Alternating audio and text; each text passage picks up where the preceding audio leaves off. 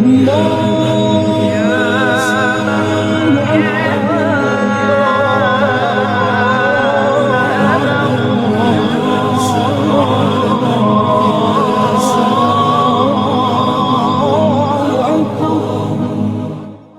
اللہ الرحمن الرحیم۔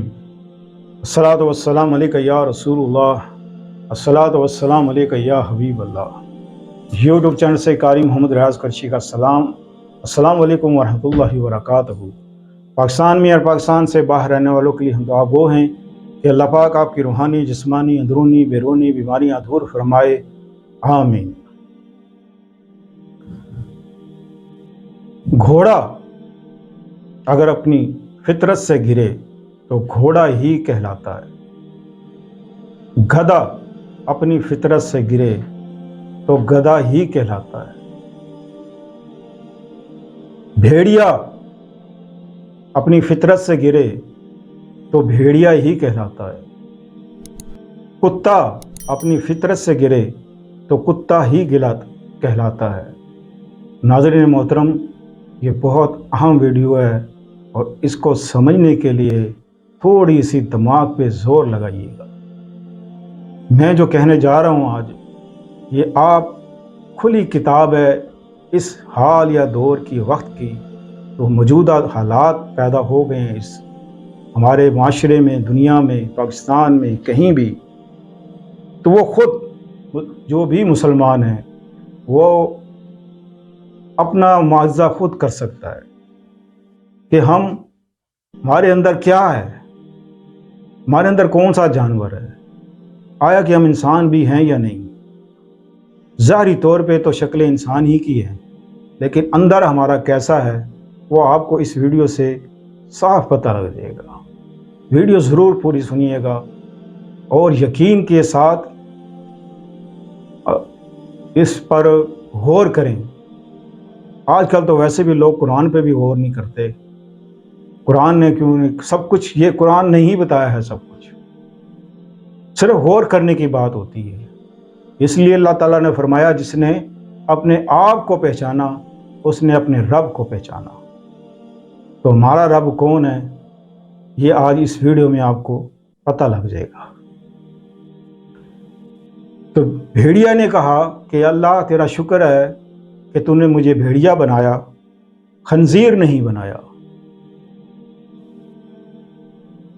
اور بھیڑیا اگر اپنی فطرت سے گرے گا تو بھیڑیا ہی کہلائے گا، خنزیر اپنی فطرت سے گرا تو خنزیر ہی کہلائے گا۔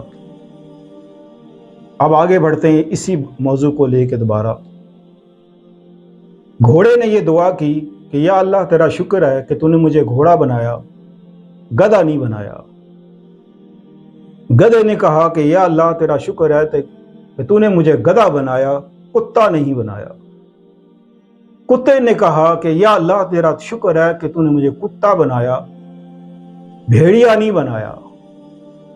بھیڑیے نے کہا کہ یا اللہ تیرا شکر ہے کہ تو نے مجھے بھیڑیا بنایا، خنزیر نہیں بنایا۔ خنزیر نے کہا کہ یا اللہ تیرا شکر ہے کہ تو نے مجھے خنزیر بنایا، بے نمازی نہیں بنایا۔ استغفر اللہ ربی۔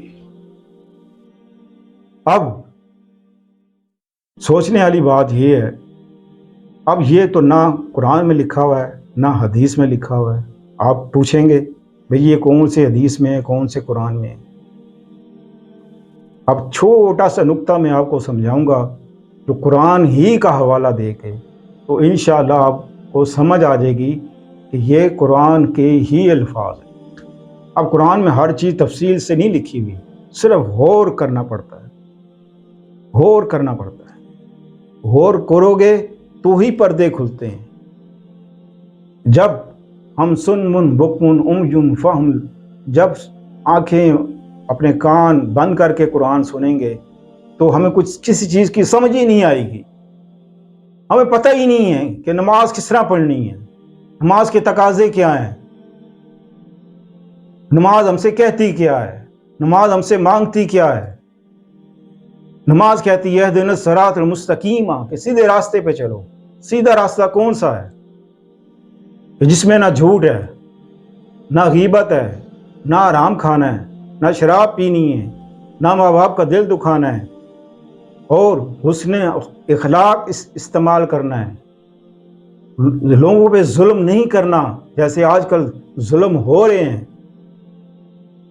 نہ حق کسی کو تکلیف نہیں دینی جیسے کہ آج کل ہو رہے ہیں، نہ حق کسی کا مال نہیں کھانا چاہیے جیسے کہ آج کل لوگ کھا رہے ہیں، ملاوٹ نہیں کرنی چاہیے جیسے کہ آج کل کوئی چیز ایک نمبر ہے ہی نہیں، ہر چیز اب تو 2 نمبر کیا، اب تو ہر چیز 10 نمبری ہے۔ کوئی چیز جو اللہ تعالیٰ نے بھی زمین سے پیدا کی ہے اس میں بھی یہ لوگ نہ جانے کون سی کھاد واد ڈال کے اس کا بھی بیڑا غرق کر دیتے ہیں۔ تو حالات یہاں تک پیدا ہو گئے ہیں،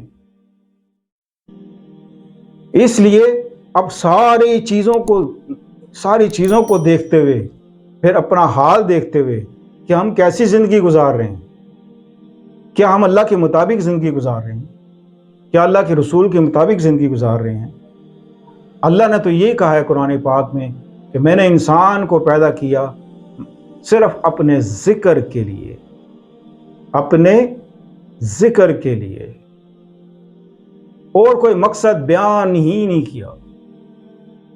باقی دنیا کے جو تقاضے ہیں وہ الگ ہیں، لیکن اللہ نے یہ کہا ہے کہ میں نے انسان کو اپنی عبادت کے لیے پیدا کیا ہے، اپنے ذکر کے لیے پیدا کیا ہے۔ اب میں آپ کو سمجھاتا ہوں کہ یہ جو میں نے بیان کیا ہے اس کی اصل حقیقت کیا ہے۔ اب اللہ پاک قرآن پاک میں ہی ارشاد فرماتا ہے، ذرا غور سے اور توجہ کے ساتھ اس کو سنیے گا اور سمجھیے گا۔ یہ اللہ کہہ رہا ہے، میں نہیں کہہ رہا، اللہ کہہ رہا ہے۔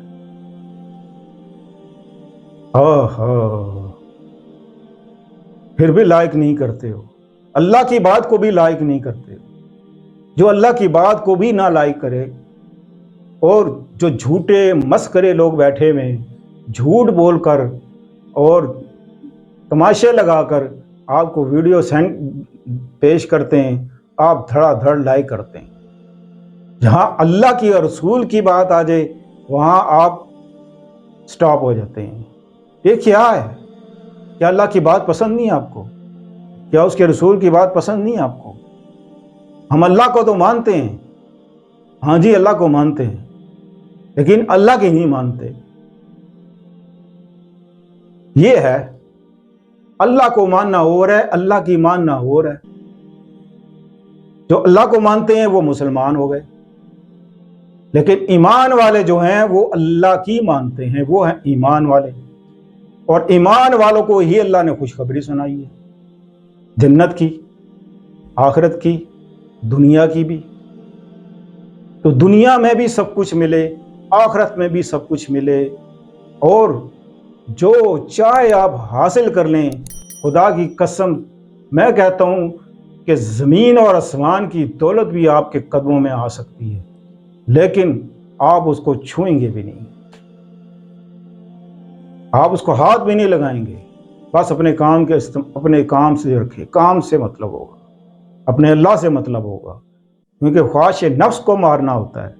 دولت اللہ بے شمار دے گا، بے شمار دولت دے گا، کوٹھی دے، بنگلہ دے، گاڑی دے، محل دے، جو مرضی مہنگی سے مہنگی گاڑیاں دے، لیکن اس کی توجہ نہ ان چیزوں پر ہوگی، نہ ان کی گاڑیوں پہ ہوگی، نہ محلوں پہ ہوگی، اس کی توجہ اللہ پر ہوگی۔ اللہ فرماتا ہے، اب ذرا غور سے سنیے گا، اللہ قرآن میں فرماتا ہے، میری پوری مخلوق میں، یہ اللہ فرما رہا ہے، میری پوری مخلوق میں یہ سب چیزیں آ گئی کہ نہیں؟ میری پوری مخلوق میں سب سے بدتر انسان وہ ہے جن کے دل اللہ کی یاد سے غافل۔ اب اندازہ لگائیں کہ پھر ہمارے نفس کا کیا حال ہوگا اگر اللہ ظاہر کر دے تو انسان شاید اس کو دیکھ کے خوف سے ہی مر جائے۔ اللہ نے جو خنزیر بنائے، بندر بنائے، سور بنائے، یہ جو بنائے پہلے انسان تھے، لیکن اللہ کی ناشکری کی تو اللہ نے ان کو کیا بنا دیا؟ لیکن ہمارے پیارے رسول صلی اللہ علیہ وسلم ان کی دعائیں تھی کہ اے اللہ میرے امت کی شکلیں نہ بگاڑنا۔ پتہ تھا نا، معلوم تھا کہ میری امت کی حال کیا ہوگا، تو دعا کی کہ اللہ میری امت کی شکلیں نہ بگاڑنا۔ تو یہ ہے اصل چیز، اس پہ آپ غور کریں، توجہ کریں کہ دنیا کا سب سے بدتر انسان کون ہے، وہ یہ ہے۔ اللہ حافظ۔